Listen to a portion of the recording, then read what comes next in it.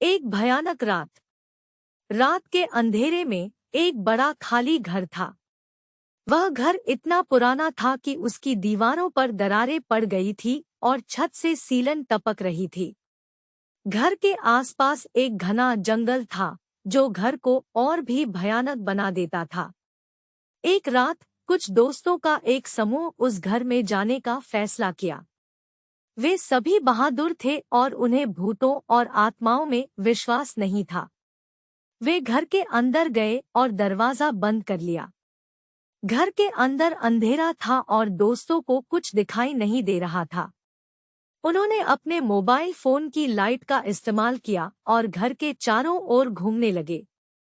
वे हर कमरे में गए और हर कोने की तलाशी ली। अचानक दोस्तों ने एक कमरे में कुछ सुना। वे उस कमरे में गए और देखा कि एक बूढ़ी महिला एक कुर्सी पर बैठी हुई है।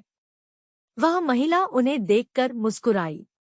दोस्तों को महिला की मुस्कान अजीब लगी। उन्होंने उससे पूछा कि वह कौन है और वह वहां क्या कर रही है, लेकिन महिला ने कोई जवाब नहीं दिया। दोस्त डर गए और घर से बाहर भागने लगे, लेकिन दरवाजा बंद था।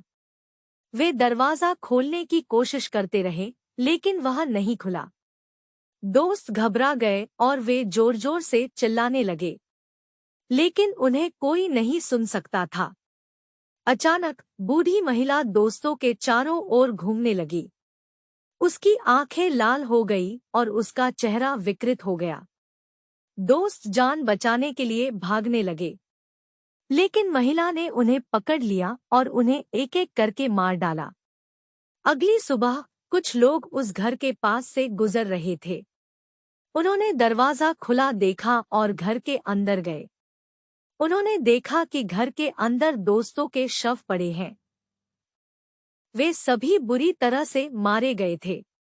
लोग पुलिस को बुलाया और पुलिस ने मामले की जांच शुरू की, लेकिन उन्हें कोई सुराग नहीं मिला। उस दिन से उस घर को भूतिया घर कहा जाता है। लोग कहते हैं कि उस घर में एक बूढ़ी महिला की आत्मा रहती है जो लोगों को मारती है।